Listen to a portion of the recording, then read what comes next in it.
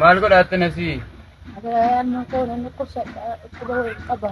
Ishee Abbaan ijoollee jaarraa du'ee jennaan. ijoollee ja'a qabdanii? Ishee Amma immoo nan dhukkubsadhaa sooma kana waan hin qabuunis dhabee akka beelaa wayiis agabuun sooma natti kaanaan kufeetuma asitti dhiisee ishee reefa baree asirraa ol ka'ee as taa'aa yaalman koo ijoollee wajjin rakkadhaa nan dhukkubsadhaa yatiimaa ishee miskiinaa mana hin qabu kiraa wayii keessan jira dhufee sila namuma na gargaaru wajjin barbaada jedhee manaa ka'ee namas wallaaleetuma karaarra deemu kufee asirratti mucaa wayii ol qabee inni waan sooma dadhabe fe'ee ol qabee deemu. ishee Ani immoo akka agabuun sooma na beelestee kufee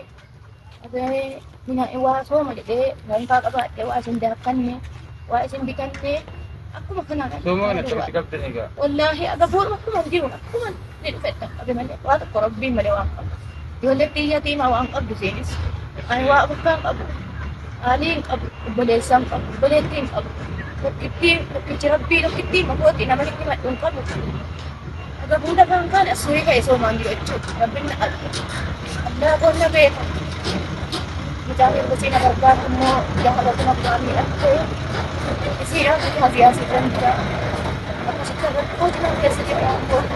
Insyaallah. Assalamualaikum warahmatullahi wabarakatuh. Kacara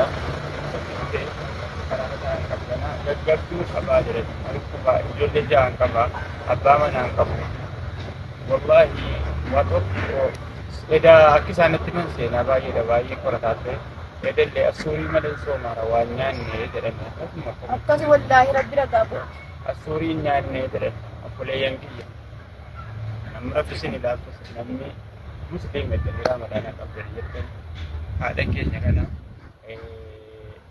amma agarsiisaa bakka jiraatullee akka caarraa yoo haadha keenya kana gargaartan jazaa rabbi irraa qabaa. Ani amma qarshii kuma tokko isin kennaa. si abbaa qon Mee rabbi waan caalaa siif kennu qon akka gootanu si obboleessa biyya tokko Mubaarak Sammaa jedhama. Yeroo baay'ee miskiina gargaara. Yoo akka caarraa ta'e viidiyoo kana isin gargaartu caarraa ta'e nama isin gargaartu isin gargaarta. Kuma tokkoon kana haadhaaf abbaan qabu haadha isaa abbaa baay'ee jaallata sirriitti jaallata gisee hunda haadhaaf abbaa du'aa gosa ofirraa mee haatini abbaa isaati du'aa godhaa fi ani immoo biree kuma tokko maqaa Mubaarakiin nan kenna bismillah tokko lama sadii afurii shan birrii kuma tokko